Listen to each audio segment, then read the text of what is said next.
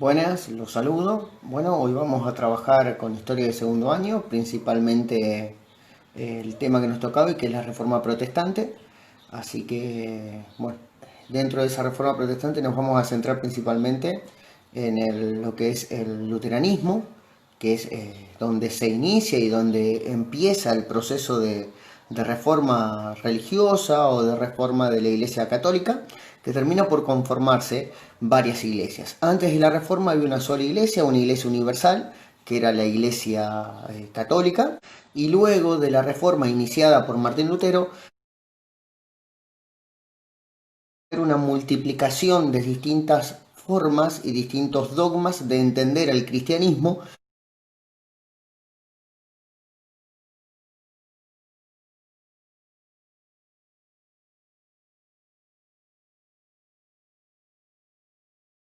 Otros movimientos que van a surgir entre el siglo XVI y entre el siglo XV y siglo XVI. ¿Cuáles van a ser esos movimientos? Bueno, por un lado vamos a tener al humanismo, que fue el primer proceso que analizamos y el primer proceso o de transformación y de cambio que hemos analizado, que se produce entre el siglo XV, al Renacimiento y por último a la Reforma. Podríamos decir que estos tres grandes movimientos, humanismo, Renacimiento y Reforma, van a ser la base y va a ser en el centro o la estructura en la cual se va a afirmar esta modernidad. Estos tres movimientos, cada uno con sus características, por ejemplo, el humanismo como un movimiento de transformación intelectual y moral, e ideológico, el Renacimiento como un cambio y una transformación cultural, artística e intelectual, y al mismo tiempo la Reforma como un movimiento de transformación desde lo espiritual y también desde la comprensión de lo supranatural, de lo espiritual, de lo religioso.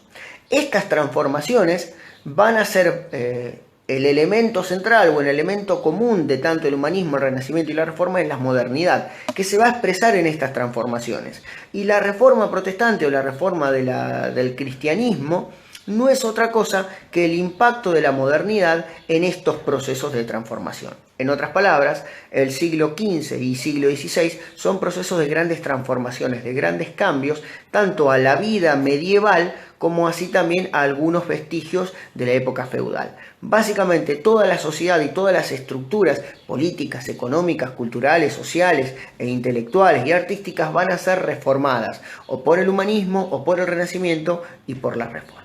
Básicamente esa reforma protestante o la reforma del culto católico o de la cristiandad, mejor dicho, lo que busca es renovar y transformar al cristianismo para hacerlo volver a su estado más primitivo y más original. Es decir, romper con tantos postulados o con tantas implicaciones rituales que ejercía la Iglesia Católica sobre el culto cristiano y se intenta volver a un cristianismo un poco más primitivo y más original. No es tan cargado de la pomposidad o de la corrupción que entre el siglo XV y XVI podemos encontrar en la Iglesia Católica. El protestantismo obviamente va a surgir en la figura de Martín Lutero, que fue un movimiento religioso. Es decir, Lutero lo que buscaba era realizar una crítica a la situación de la iglesia o que él veía en la iglesia cristiana debido a todos los trastornos y a todos los hechos de corrupción y de crítica que se venían realizando no solamente desde los sacerdotes, sino también desde desde los distintos sectores sociales, desde el campesinado, desde la burguesía, desde la nobleza, etc. Pero básicamente lo que quería Lutero era tratar de quitar estos grados, estos vestigios de corrupción, de desconocimiento o tratar de solucionar la crisis tanto ideológica como política que está sufriendo la iglesia cristiana en el siglo XVI para darle una cuestión o darle una salida un poco más espiritual. Igualmente terminó generando un proceso de transformación total que produjo la ruptura en Europa entre países protestantes y países católicos. Antes del protestantismo había una unidad religiosa, Europa era una unidad religiosa única y al mismo tiempo centralizada en el dogma cristiano, o mejor dicho en el dogma católico. Después del siglo XVI, la fractura que produce el luteranismo y las distintas variantes de la reforma protestante hace que esa unidad espiritual, política y dogmática del catolicismo se rompa y no vuelva a ser igual igual y nunca más va a volver a ser igual antes del siglo XVI. Buscaba básicamente Lutero o los reformistas, estos protestantes, como se le dice la palabra, porque protestan frente a la situación de la iglesia, buscaban provocar un cambio profundo generalizado en los usos y en las costumbres de la iglesia católica. Buscaban, además, entre algunos, negaban la jurisdicción o el poder del Papa por sobre todo la cristiandad. También se produce una relación distinta. Estos protestantes o estos reformistas ven a la relación entre el hombre y Dios de manera diferente. Ya no necesita un intermediario o un representante, sino que el hombre se puede vincular directamente con Dios, sin necesidad del Papa, de los sacerdotes o de cualquier persona que ejerza como un intermediario espiritual con Dios. La intención inicial del luteranismo era terminar con el proceso de corrupción y de desconocimiento y de falta de moral que estaba teniendo la estructura, la iglesia y al mismo tiempo los sacerdotes, para de una vez y por todas volver a retomar el camino de ese cristianismo primigenio, de ese cristianismo original en los primeros años del ministerio de Jesucristo.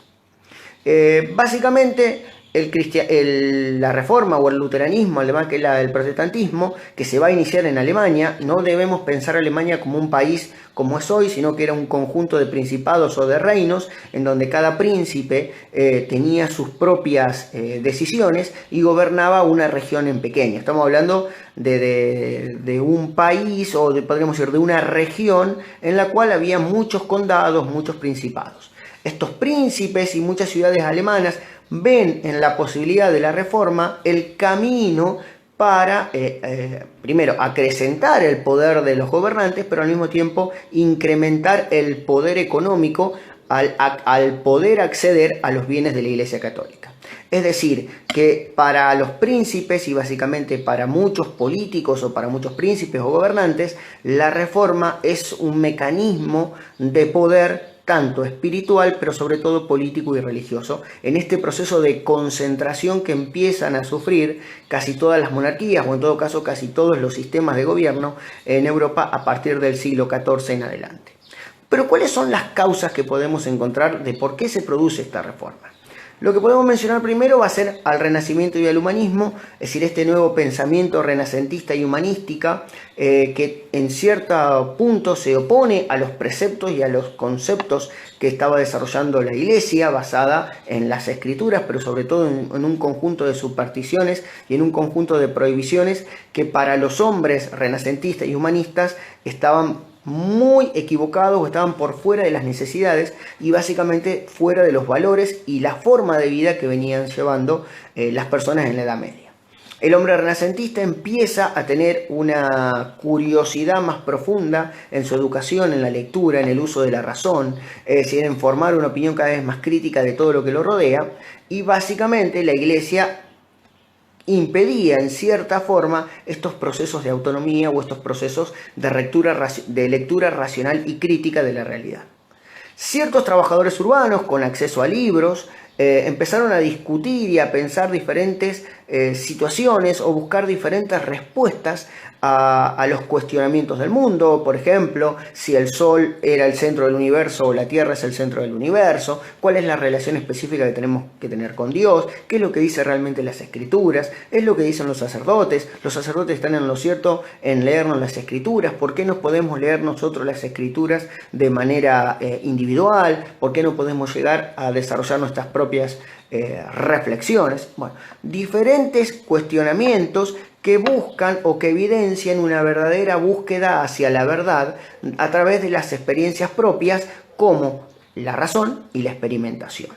A eso también hay que sumarle, como les marcaba recién, que a finales del siglo XIII y el siglo XIV, todas las monarquías o todos los sistemas de gobierno en la Europa medieval empiezan un proceso de centralización del poder, lo que hace que la relación entre reyes e iglesias se vuelva cada vez más tenso y al mismo tiempo la monarquía o los gobernantes empiecen a discutirle ese poder terrenal a la iglesia y empiezan a verla no como un proceso o como una aliada, sino como una enemiga. Primero, para poder tener el control total o para poder tener el poder total sobre la región, y sí, debemos quitarle el poder a la iglesia. ¿Por qué? Porque la Iglesia Católica era el centro del dominio espiritual y el centro del dominio territorial. Lo espiritual y lo territorial van de la mano, o como se decía, la Biblia y la espada van de la mano. En esa búsqueda de concentración de un poder político y administrativo de los reinos, la Iglesia se transforma en un obstáculo. Si bien es cierto, se necesitaba constantemente el acuerdo y la bendición de la Iglesia, eso llevaba a fuertes procesos de negociación que no siempre eran beneficiosos para los reyes. Y los reyes en ese proceso de negociación tenían que ceder, o en algunos casos tenían que renunciar a muchas aspiraciones que ya a partir del siglo XIV no estaban de acuerdo en ceder, porque lo que se está construyendo, lo que se busca construir, es la formación de un Estado centralizado, con un poder absoluto, en el cual el único que puede tener poder es el rey, y el rey debe tener en su dominio el poder terrenal y también el poder espiritual. El otro punto que podemos marcar, o la otra causa, va a ser la Iglesia. Es decir, como marcaba, a partir del siglo XV y siglo XVI, la Iglesia Católica empieza a pasar o empieza a vivir, que no era nuevo, pero es como que en ese periodo, entre el siglo XV y el siglo XVI, se desarrolla un periodo muy tenso de mucha crítica y de podemos decir, de muchos cuestionamientos hacia la Iglesia Católica. Uno de esos cuestionamientos que podemos hacer es la negociación y la venta de cargos dentro de la Iglesia, como puede ser la compra de los obispos, la compra de... Hay muchos papas que han llegado en este periodo que básicamente mediante la corrupción o la venta o el tráfico de influencias permitían que muchas familias importantes pudieran llegar a ser papas. Uno de los casos más escandalosos, podemos hablar, es el papado de Alejandro.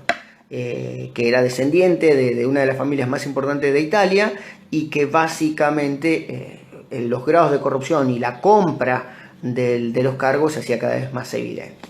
También hay que hablar que la Iglesia en ese momento, podemos decir que el celibato o que muchos cuestionamientos morales que se hacían sobre la sociedad no eran sostenidas por los sacerdotes, ya sean por los sacerdotes del campo o por los sacerdotes rurales, es decir, por los seculares o los regulares. Ese comportamiento un poco libidinoso, podríamos decir, o el abandono de un principal valor importante como puede ser el celibato, por muchos sacerdotes vinculaba o marcaba una cierta crítica de la sociedad. Al mismo tiempo, la Iglesia, que predicaba por la humildad y la ayuda de los pobres, era una gran poseedora de tierras y recibía o desarrollaba sobre el campesinado ya empobrecido y al mismo tiempo no muy alfabetizado ciertos derechos feudales que eran perjudiciales para su propia vida o para su propia subsistencia. Esas grandes extensiones de tierra y esa pomposidad, podríamos decir, esa exagerada vulgaridad a la hora de los lujos o a la hora de los grandes banquetes, a la hora de las grandes fiestas, frente a la pobreza del campesinado y de muchos sectores de la sociedad, era mal vista y estaba siendo muy criticada. Al mismo tiempo, la relación, como les marcaba, entre el sacerdote o sobre los reyes y el papado es un obstáculo en esta búsqueda de la construcción de un Estado absolutista. Y básicamente los monarcas lo que buscaban era, por un lado, obtener las grandes propiedades de la Iglesia y sobre todo quedarse con los impuestos que cobraba la Iglesia. Entonces eso también marca un proceso de crítica. Y otro de las críticas más grandes que podemos encontrar y que en muchos libros y muchos autores hablan, pero que es solamente un proceso coyuntural, que es del momento, que es la venta de las indulgencias. No es otra cosa que la venta del perdón, es decir, la Iglesia, para recaudar dinero, para sostener, en algunos casos, algunas grandes obras, vendían el perdón, es decir, le vendían un papel a las personas que compraban por un cierto precio la posibilidad de tener ese papel. Ya con esa venta o con ese perdón tenían acceso al cielo. Entonces muchas personas o muchos campesinos entregaban las pocas pertenencias que tenían para poder acceder a esa venta de indulgencias, que no era otra cosa una transacción corrupta de algo que era imposible de poder comprobar. También otro de los elementos que podemos marcar y que generaba muchas críticas era la venta de lo que vendría a ser los materiales espirituales, o en todo caso de las reliquias espirituales, como puede ser la venta de una espina de la corona de de Jesucristo, trozos de la Santa Cruz en donde fue crucificado, bueno, diferentes tipos de negocios bastante oscuros y no muy morales, ni tampoco desde el punto de vista espirituales, para esa recaudación de dinero que eran destinados o a la construcción de grandes iglesias o bien al estilo de vida un poco pomposo y al mismo tiempo lleno de lujos por parte de miembros de la iglesia. Pero no solamente esta crítica hacia el papado o hacia la forma de vida que desarrollaba la iglesia o los miembros de la iglesia van a aparecer entre el siglo XV y siglo XVI, sino que ya entre los siglos XII, siglos XIII y siglos XIV, la crítica hacia la forma de entender el cristianismo y hacia la forma del ejercicio del gobierno dentro de la iglesia era básicamente muy cuestionada, no solamente por la sociedad, sino también por los propios miembros de la iglesia. Es decir, que a partir del siglo XII aparecieron los primeros movimientos que cuestionaban las creencias y las prácticas del catolicismo. La Iglesia, para controlar esta crítica, va a crear lo que se llama el Tribunal de la Santa Inquisición, que va a reprimir y va a tratar de eliminar a todos aquellos movimientos cristianos que cuestionaban los rituales, que cuestionaban el poder o en todo caso que cuestionaban la manera de entender y de vivir el cristianismo. En otras palabras, lo que hace la Santa Inquisición mediante la violencia, mediante, en muchos casos, el asesinato, porque la Santa Inquisición, ¿cómo es que exorcizaba o en todo caso o buscaba el perdón de estas personas? No era otra cosa que quemarlos en la cruz. Hay muchos famosos personajes que han muerto en la cruz, por mencionar uno, a Juana de Arco, pero pero hay muchos sacerdotes que también murieron en la cruz. Bueno, vamos a trabajar sobre uno que fue excomulgado y después de muerto fue sentenciado a ser quemado en la cruz, después de lo que voy a explicarle ahora vamos a empezar a verlo. Básicamente con el Tribunal de la Santa Inquisición lo que se busca es desarrollar un control ideológico y al mismo tiempo un control político, no solamente sobre la propia iglesia, sino también sobre todos los sectores sociales. Todos aquellas personas o aquellos sacerdotes o cualquier sector social que esté dispuesto a cuestionar el poder de la iglesia va a ser reprimido y va a ser asesinado en la cruz por la Santa Inquisición.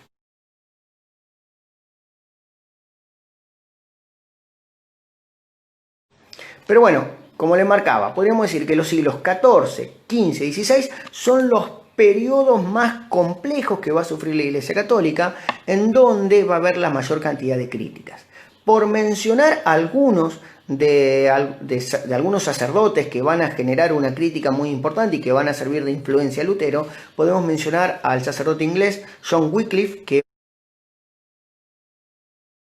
va a vivir entre el 1330 y va a morir en el 1384, en donde va a redactar una serie de ensayos o de documentos teológicos que buscaba con los mismos denunciar las acciones corruptas de la Iglesia y defendía la salvación espiritual por medio de la fe. Para el catolicismo, la salvación solo se puede realizar mediante buenas obras. Lo que van a decir Wycliffe y la gran mayoría de los reformistas o de los protestantes es que la salvación se produce mediante la fe. Es la fe la única que nos puede salvar junto con la iglesia. En cierta medida, estas teorías de Wycliffe, que va a ser básicamente el elemento principal que va a influir a Lutero para realizar su crítica años posteriores, se va a basar en un pensamiento teológico en donde planteaba una doble exigencia para la iglesia. Por un lado, abandonar las riquezas, renunciar a las pretensiones espirituales a favor de una iglesia más espiritual, conformada por aquellas personas predestinadas a cuya autoridad solo es el ministerio de las Santas Escrituras. En otras palabras, lo que pedía Wycliffe era volver a una iglesia mucho más pobre, más vinculada a la vida social, que esté a la ayuda de las personas que la necesiten, dejar la pomposidad, dejar los lujos, dejar la riqueza y sobre todo dejar cualquier tipo de pretensión temporal, es decir, de buscar el poder para beneficio personal. Es decir, los sacerdotes y la iglesia tienen que estar al servicio de las personas, no al servicio del poder o de las riquezas. Por otro lado, los sacerdotes lo que tienen que hacer es llevar la palabra de Dios, y la palabra de Dios está solamente especificada en las Sagradas Escrituras, es decir, en la Biblia. Cuando Wycliffe habla de la Iglesia y critica al Papa, lo que tienen que recordar es que hubo un cisma en la Iglesia Católica, es decir, la separación o la fractura con la existencia de dos grandes papas. Durante mucho tiempo la Iglesia Católica va a tener dos papas, uno en Aviñón y el otro va a estar en Roma.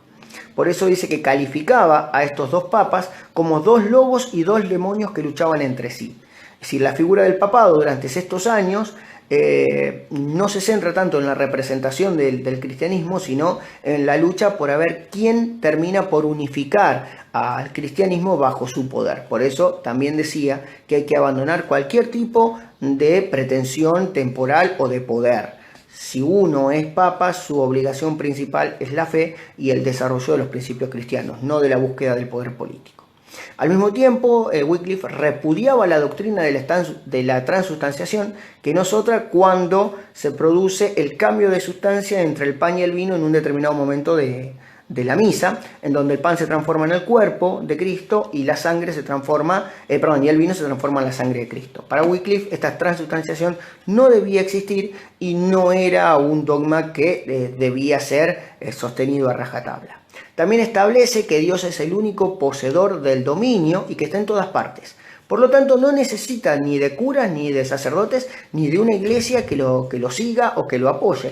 Él no necesita de intermediarios, él puede llegar solo a los hombres. Dios no precisa de delegados ni de intermediarios. Esta teoría también va a ser de influencia y va a ser desarrollada por Martín Lutero en el siglo XVI. Para Wycliffe, la servidumbre y la propiedad privada son formas imperfectas y por lo tanto son frutos del pecado del hombre, por lo tanto deben desaparecer. Para él, la verdadera iglesia es invisible a los cristianos. ¿Por qué? Porque está siempre en estado de gracia. No necesita de una estructura, no necesita de un lugar específico. Tanto como Dios, si Dios es perfecto y está en todos lados, la iglesia también lo es. Es perfecta y está en todos lados. No necesita de un lugar específico donde habitar. Negaba el principio de la autoridad jerárquica en la iglesia y preconizaba, o en todo caso defendía, que la designación del Papa debe ser por sorteo y no por el voto, porque mediante el voto también puede llevar a estos procesos de corrupción o de compra de cargos.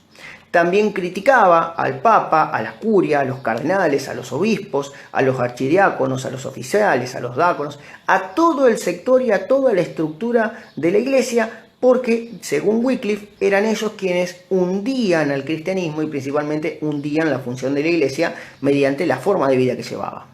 Afirmaba también que existe el papel del predestinado por Dios, que no es el Papa, porque es elegido por las personas, sino que al no ser eterno y al no ser elegido por sorteo, que va a ser en donde va a estar presente la voluntad de Dios, no debía ejercer ese poder. Es decir, si el papado no se reformaba y no se lo elegía por sorteo, esa autoridad no debe elegir. Y al mismo tiempo rechazaba las jerarquías. No puede haber distintos tipos de jerarquía entre los hombres porque todos los hombres son iguales.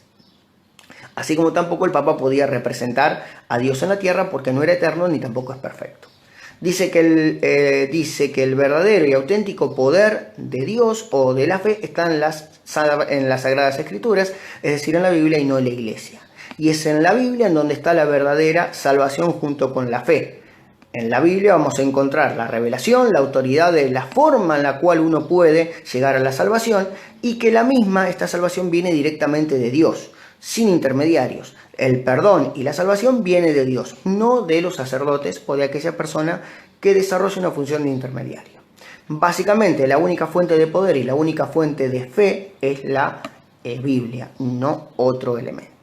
Como le contaba, Wycliffe va a sufrir una condena post-mortem, es decir, mediante el Concilio de Constanza en 1414 se lo declara culpable de herejía a Wycliffe, se lo excomulga y al mismo tiempo se ordena la quema de sus libros, como así también la exhumación de su cadáver y la quema de sus huesos.